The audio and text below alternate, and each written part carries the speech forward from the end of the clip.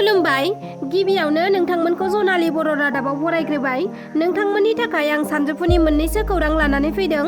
मिजिंथियो नोंथांमोना खौरांखौ जोबजासे नायलांगोन। 2024 मायथाइ गोदान बोसोरनि सेथि सानावनो जापान हादराव 7.6 मेग्निट्युडनि गिदिर बांग्रिङा फैदोंमोन। 24 घन्टानि गेजेरावनो थाद'यै गासै 150 खेब बांग्रिङा जापान हादरखौ सोमावग्लुंदोंमोन, जेराव जापान हादरनि गिदिर गिदिर बिल्डिंफोरा बांग्रिंजों मावग्लुंदोंमोन आरो खायफाया बायदों, जायनि थाखाय 50,000निख्रुइबो बांसिन सुबुंफोरा बिल्डिंनिफ्राय ओंखारबोनानै बायजोआव थानो गोनां जादोंमोन। मिथिनो मोननाय बायदिब्ला बे बांग्रिंजों गासै 50 सुबुंफोरानो जिउ खहा जादों। बे बांग्रिङा फैनायावनो सागरनि दैयाबो 5 मिटारसो गोजौसिम बुसावनायखौ नुनो मोन्दों। बेखौ नोजोर होनानै बेबादि बांग्रिं फैबाय थायोब्ला सुनामि फैनायनि सम्भाबना दं होनना एलार्टबो होनाय जाखादोंमोन। बेबादि गिलुं बालुं समावनो गोदान बोसोरनि नैथि सानावबो जापान हादराव आरोबाव फिन गिख्रंथाव गंनै अख्रां जाहाजनि गेजेराव सौग्रावलायनाय जाथाय जायो। बे सौग्रावलायनाय जाथाया जापान हादरनि टकिय' हानेडा एयारपर्टआव जानो मोन्दों। मोनथिनो मोननाय बायदिब्ला JL516 मुंनि गंसे पेसेन्जार फ्लाइटआ निउ शिनोत्से एयारपर्टनिफ्राय बिरबोनानै हानेडा एयारपर्टआव लेन्डिं खालामदोंमोन आरो लेन्डिं खालामना सिगां फारसे आवगायलांबाय थानाय समावनो हानेडा एयारपर्टआव क'स्ट गार्डनि फिसा गंसे प्लेनजों मोगामोगि सौग्रावलायो आरो बे सौग्रावलायनाय जाथायाव गंनैबो प्लेनावनो अर जोंखाङो। क'स्ट गार्डनि गंसे फिसा प्लेनआ हानेडा एयारलाइन्सआव रिलिफनि मुवा बेसाद लायनो थाखाय खारबाय थादोंमोन, जायनि थाखाय JL516 मुंनि गंसे प्लेनआ लेन्डिं खालामनाय समावनो मोगामोगि सौग्रावफैदों आरो बे गिदिर प्लेनआ सौग्रावफैनाय लोगो लोगोनो फिसा खारबाय थानाय प्लेनआ सिंनिफ्राय ब्लाव ब्लाव अर जोंखाङो, जायनि थाखाय बे प्लेनाव थानाय 5 सुबुङा दुखुनांथावै जिउ खहा जानायखौ मोनथिनो हादों। नाथाय सालायग्रा पाइलटआ खुनुरुखुमै जिउ रैखा मोननानै खारखुमानानै दं होननानै मिन्थिनो हादों। बेराफारसेथिं JL516 मुंनि पेसेन्जार फ्लाइटआव गासै 367 दावबायारिफोर दंमोन। बिनिनो 8 जनानो उन्दै गथ'साफोरमोन आरो गासै 12 जना प्लेननि मावथि सोद्रोमाफोरमोन। बे प्लेनाव गासै 379 जन सोद्रोमाफोर दंमोन। 379 जन सुबुंफोरखौ उरां जाहाज सिंनिफ्राय रैखाथियै बाहेरायाव दिहुननो हानाय जायो, नाथाय गुबुन गंसे NA722 नाम्बारनि प्लेनाव थानाय गासै 5 सुबुंफोरा जाथायसालियावनो जिउ गोमायो। बे सौग्रावलायनाय गंनैबो प्लेनाव अर नांनायखौ खोमोरनो थाखाय गं 70निबो बारा फायार ब्रिगेड एबा दै सारग्रा दंखला खम समनि गेजेरावनो दै सारनानै गंनैबो फ्लाइटआव नांनाय अरखौ खोमोरनो हायो। नोंथाङाबो गारि बा बाइकआव थाव सोनो लाखिथ'नाय समाव बिरि एबा सिगारेटफोर सोबो नामा? जुदि नोंथाङा डिजेल बा पेट्रल थाव सोनाय समाव बिरि सिगारेट सोबोब्ला सांग्रां जादो, नङाब्ला नोंथांनि बे फिसा गोरोन्थिनि थाखायनो नोंथांनि जिउआबो खैफोदाव गोग्लैनो हागौ। गावनि फिसा गोरोन्थिनि थाखायनो सासे सुबुङा अरजों खामजादों। बाइकआव थाव सोबाय थानाय समावनो जादों बे जाथाया। मथुरापुर साहा बागिचानाव जानो मोन्दों बे गिथावना अर खामनाय जाथाया। मिथिना मोननाय बायदिब्ला पंकज त्रिपाठी मुंनि सासे सुबुङा बाइकआव थाव सोबाय थानाय समावनो सिगारेट सोबबाय थादोंमोन। बेयावनो हरखाब ब्लाव ब्लाव अर जोंखांनानै बिथांखौ खामो। अरजों खामजानाय पंकज त्रिपाठीखौ साखाथिनि सुबुंफोरा अरखौ खोमोरनानै बासायनो हादोंब्लाबो मोदोमनि 80% बाहागोआनो अरजों खामजोबजाबायमोन होनना मोनथिहोदों आरो बिथांखौ फाहामथायनि थाखाय लोगो लोगोनो चराइदेव जिल्लानि देहा फाहामसालियाव थिसननाय जाबाय होननाबो मिथिना मोन्दों। दायो बिथाङा थैनाय थांनायजों जुजिनानै दं। खास्रि बिस्रि बुथारनाय जाथाय। सोरनिबा थाखाय 2024 मायथाइया दुखु गोनां जानानै फैदों आरो सोरनिबा थाखाय रंजानाय। गोदान बोसोरनि नैथि सानावनो गसाइगावआव बुथारनाय जाथाय जानानै थाङो। गसाइगाव महकुमानि सिङाव थानाय 2 नं हुदुमकाटा गामियाव 31 नं राजा लामानि साखाथियाव गिख्रंथावै बुथारनाय जाथाय जायो। गिख्रंथावै बुथारजानानै जिउ गोमानांनाय सुबुंखौ 2 नं हुदुमकाटा गामिनि थागिबि दिलीप सरकारनि फिसाज्ला 28 बोसोर बैसोनि ककान सरकार होननानै सिनायथिनाय जादों।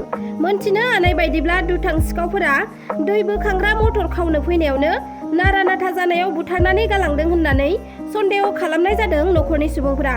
लोगोसे बुथारजानाय ककान सरकारा बिजेपि राजखान्थि हान्जानि सासे गोख्रों सोद्रोमामोन। बिजेपिनि सोद्रोमा जानायनि थाखायबो सुथुरफोरा बुथारदों जानांगौ होननाबो सन्देह खालामदों खायसे सुबुंफोरा।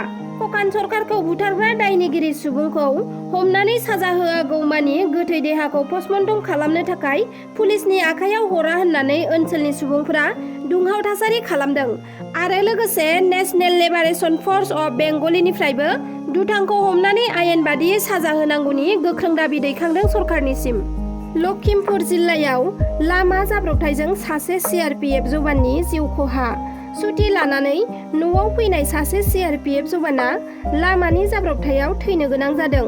गारिजों लोगोसे दैमायाव गलांनायाव जिउ खोमानांदों सीमान्त सैकिया मुंनि CRPF जवाना।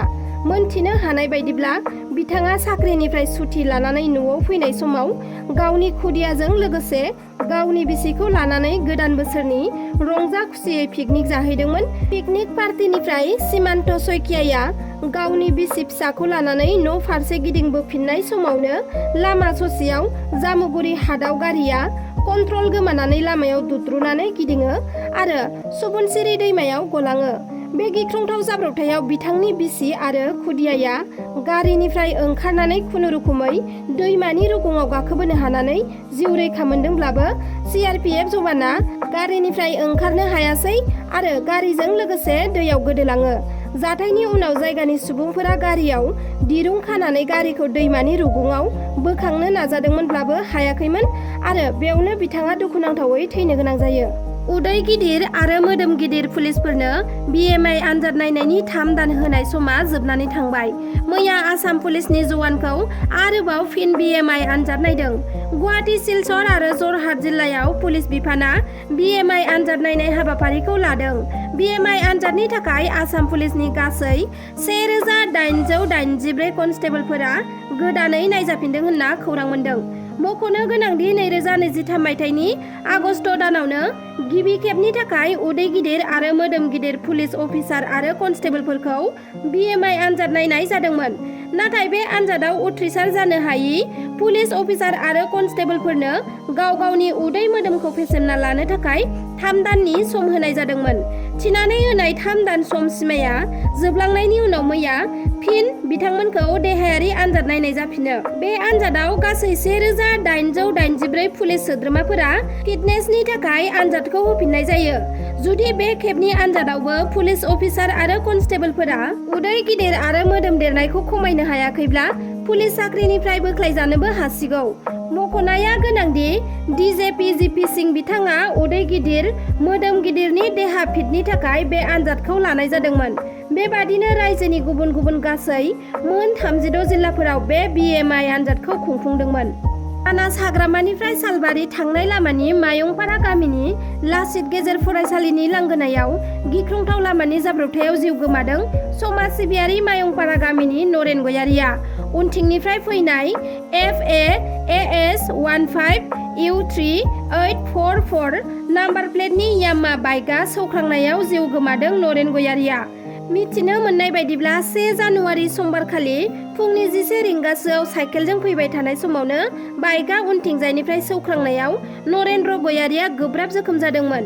फोरमायथिनाय बायदिब्ला बिथाङा बिजामादैनि न'आव साइकेलजों थांबाय थानाय समावनो लासित गेजेर फरायसालिनि लांगोनायाव उननिफ्राय बाइकआ सौख्रांफैयो। गोब्राब जोखोम जानाय हालोदाव नरेन गयारिखौ लासित गेजेर फरायसालिनि फोरोंगिरि हान्जाया सालबारिनि देहा फाहामसालिसिम लांदोंमोन। नाथाय गोब्राब जोखोम जानायनि जाहोनाव गोजौ फाहामथायनि गोनांथि जानायलाय बरपेटानि बाकरेद्दीन आली आहमेद मेडिकेलाव दैथायहरनाय जादोंमोन। नाथाय मेडिकेल सौहैनाय लोगो लोगोनो नरेन गयारि बिथाङा जोबथा हां लायो।